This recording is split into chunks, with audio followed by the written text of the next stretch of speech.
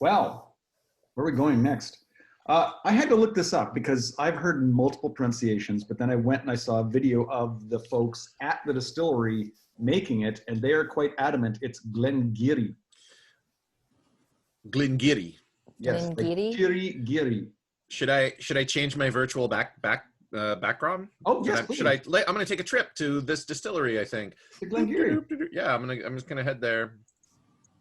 Oh, here we are. There it is. Joseph. Wait, is that right? Yeah, that's the right Yeah, one. Yep. that's so exciting. But your ability to travel so instantaneously is amazing. Andrew, you have been to the Highlands many times. Yeah, 3, Will you tell us in just a few sentences how the Highlands make you feel when you're there? Wow. It's a very calm place to be. It is,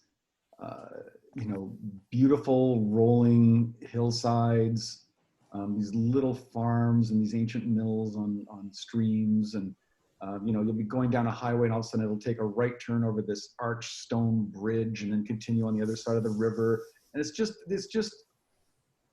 it feels like life is in balance there. And it really makes me feel at home almost. Like, if I was going to retire, I think I could probably get one of those cold little cottages and live up there. Great question, Kelly. Yeah. Yeah, I felt like we should get in the Highland vibe, right? Like, what is it? I think that's a good idea. What's it like? All right, so here's a Glen Garioch. It's a 20-year-old John Milroy independent bottler, single cask. It is distilled in 95, bottled in 2016. The cask reference is 139 for those of you that are really keeping score. This is a refill hogshead, which means it's a bourbon barrel, or probably multiple bourbon barrels that have been reconstructed to form something larger than a bourbon barrel, but still made out of the staves from the bourbon barrel. Unchill filtered in natural colors, 47.1% alcohol by volume. That's interesting that you can take a like smaller barrels and make a bigger barrel out of it. Like, that doesn't seem mathematically like it would be possible. Yeah. Right? I don't know if they actually shave the staves differently so that the angle's a little bit wider. They probably do. The Coopers are pretty amazing. I've never actually visited a live one. I've only seen videos of it. Mm-hmm. But the way they can build a barrel, it's phenomenal. These things just stay together with the band of metal around it holding it. Bands. Let's go with this one. Oh, that felt like it wasn't a full pour. No one has to know. It's not like I'm driving anywhere later. No, thanks for saving me the lift cost. Right? There we are. Let's see. There's the lighting. Yeah, I'm not going to even hold it up because I feel like yours is the other way to do. Yeah, it's a little lighter, right, than the last one. Oh, this is welcoming. Ooh, yeah. This aroma, you can just be walking in Scotland, you come by this and you go, I'm near a distillery. There's something wonderful happening with the barley and the yeast. Oh. Wherever this house is, it's in a sunny place, that is for sure. Mm-hmm. Sunny place, but near water, maybe near a lake or a river. Maybe it is. Maybe this house is like a mill house. Maybe there's a mill wheel turning. Yeah, and this is like a fast-moving, bubbly, rock-filled river too, I think, right? Yeah. This isn't a meandery river. This is babbling. This is going over falls. This is eroding rock at every minute. Might even be a little waterfall nearby. Nothing really, too steep, but oof. Can you tell, Joseph, how many cats are in this house?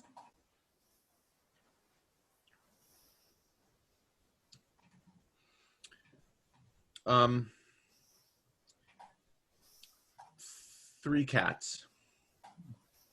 Mm-hmm. Good. I think that feels right, just from smelling it. Yeah. It doesn't smell like cats. It just feels like. I think there's 3 cats. Yeah. Yeah.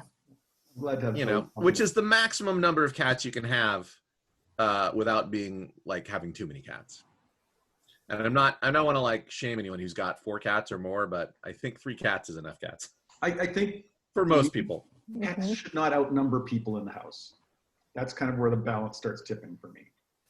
I lived in a house once with 4 women and 6 cats. It was too many cats. Yeah. Yeah, I think this definitely has a bit of that sort of that bakery smell too, that sweetness. I feel like this is more like an apple pie, maybe, you know? Oh yeah. On the windowsill, sort of it's got maybe a bit of cinnamon. Or clove or something spicy. Hmm. A little bit. Yeah, I think apple pie is right.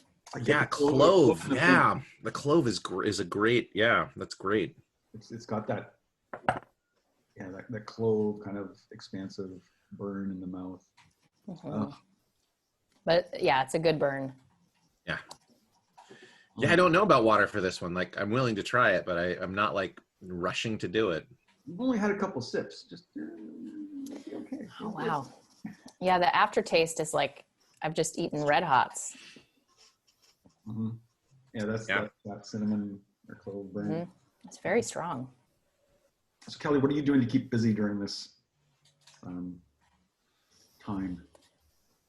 I'm still able to work from home, which is a blessing. So doing that, probably with some more hours. My day job I work for a company that makes healthcare wristbands, all patient identification products.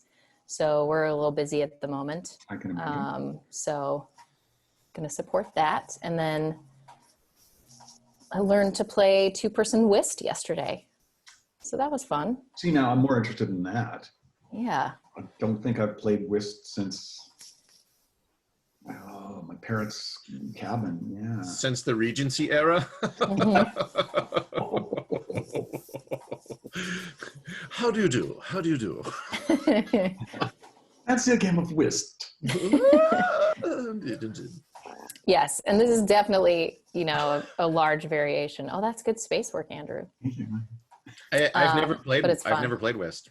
It was pretty easy to learn. What's it like? Like, what's the modern equivalent? Is there one? I would say it's similar to bridge or hearts. Mm-hmm. So it's a trick-taking game. Right. But what's cool about the 2-person version is there's a convention where you go through all the cards and you essentially use tricks to trade out your hand to try to make a better hand. Oh, and then you play that hand and win your tricks. But it was pretty easy to learn, and it was very fun and different. Do they have a dummy hand in whist that you can always exchange your hand for? Is that game, or am I thinking of something else? Oh, that might be a different game. I don't know enough about 4-person whist, but I think in that version you deal out all the cards. So in both versions you're using all of them. But there is a game with a dummy hand that I can't think of right now. Oh, this is so very good. Yeah, it really is. Oh. I'm going to put a drop of water in it because I want to know how different it will be. I want to give it the opportunity to share that with me. I think I'm gonna wait and see. I'm gonna wait and see what you all say. If you're raving about it with water, I'll give it a try. I made a deal with myself that I was going to try them all with 1 drop of water, just so it'll be like I've tasted twice the number of whiskeys. Right. Yeah. That is reasonable. I'm trying to figure out half an ounce, so you can always go back and try it in a different way. Very true. I don't know if it does anything for the nose. I feel like the nose became a little bit more dissipated. It's not as focused as it was. Yeah, I'm barely getting anything. It feels more distant. You know what else? Oh, sorry. Please go ahead.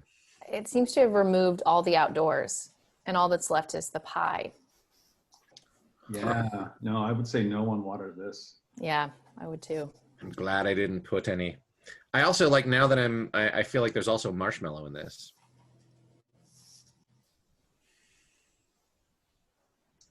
I like how half of our episodes are just people like looking into the distance, thinking very carefully about what they're tasting.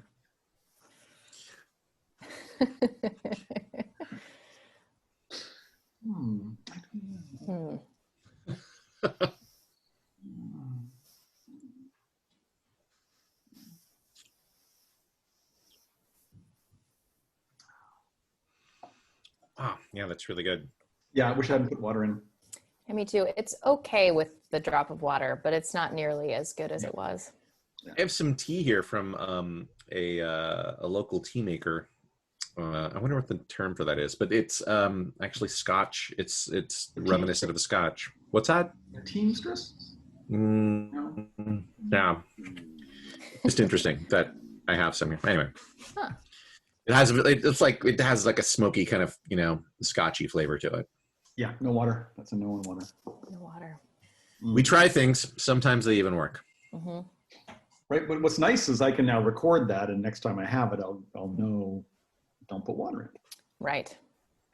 Do you guys have a whiskey log, each of you, where you make notes on what you've tasted? Andrew has a whiskey log. Some might call it a database because I'm a computer nerd. It's a Wow. spreadsheet. It's a whiskey spreadsheet. Spreadsheet, sure. Spreadsheet is just a database. It's just got rows and tables and columns. It is the matrices of whiskeys. Do you analyze the data in your whiskey database ever, Andrew? It's mainly just summation, just to kind of go, oh my gosh, how many bottles do I have? Oh, much. How much have I spent on it? What's alive? What's dead? What's open? What's closed? Regions, yeah, I can tell you that I believe I tend to like Islay more than any other region. Mm-hmm. Mm-hmm. That's fun. That's about the analysis. Do you use pivot tables to create your summaries, or do you create a different kind of view? I basically just sort it by columns. You know, the pivot table would basically just tell me how many are Islay, and I've already got that separated out in the column, so I can just put a count in there. You should hire a data miner to really go deep in there and crunch some of that stuff out, I think. Are you offering your services to come over and data mine? I will. Yeah, I'll help add some data points to this table.